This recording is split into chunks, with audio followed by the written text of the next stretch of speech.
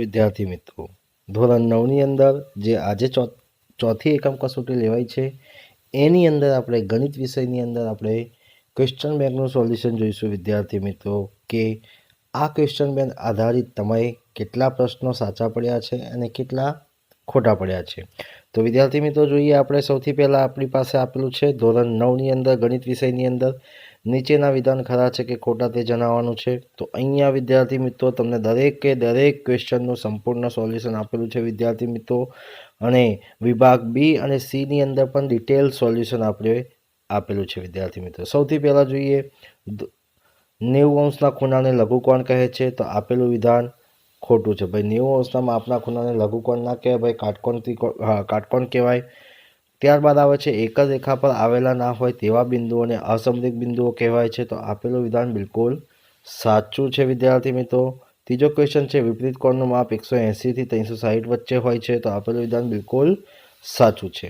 જો બે ખૂણાઓના માપનો સરવાળો 360° થાય તો ખૂણાને પૂરક કોણ કહેવાય. તો આપેલું વિધાન બિલકુલ ખોટું છે.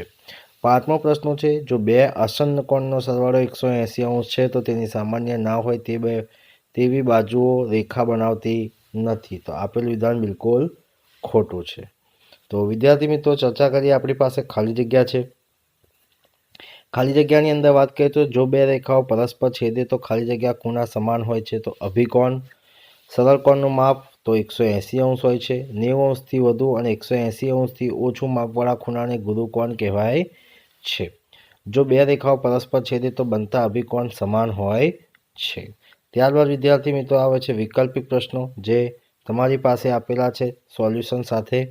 તો વિદ્યાર્થી મિત્રો જોઈ શકો છો, વિભાગ બીની અંદર પણ જે પ્રશ્નો તમને પૂછાયા છે એ પ્રશ્નોનું આપણી પાસે સંપૂર્ણ સોલ્યુશન છે. વિભાગ સીની અંદર પણ આપણી પાસે પ્રશ્નોનું સોલ્યુશન અહીં આગળ વિદ્યાર્થી મિત્રો આપેલા છે. તમે જોઈ શકો છો કે દરેક પ્રશ્નોનું સંપૂર્ણ સોલ્યુશન તમને મળી જાય. જો વિભાગ બીનું સોલ્યુશન વિદ્યાર્થી મિત્રો જોઈ શકો છો તમે, કે વિભાગ બીની અંદર પૂરેપૂરું સંપૂર્ણ સોલ્યુશન સાથે તમને પેપર મળી ગયેલું છે. તો વિદ્યાર્થી મિત્રો, રાહ કોની જોવો છો? આ ચેનલને સબસ્ક્રાઈબ ના કરી હોય તો સબસ્ક્રાઈબ કરવાનું ભૂલતા નહીં.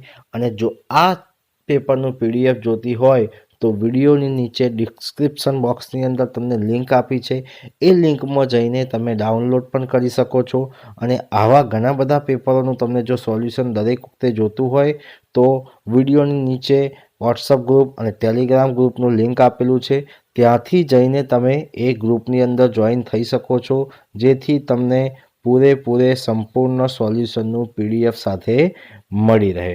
તો વિદ્યાર્થી મિત્રો, આ વિડીયો તમને ગમ્યો હોય તો લાઈક કરજો અને શેર કરજો. તમારા મિત્રોને શેર કરવાનું ભૂલતા નહીં. વિદ્યાર્થી મિત્રો, જય હિન્દ, જય ભારત.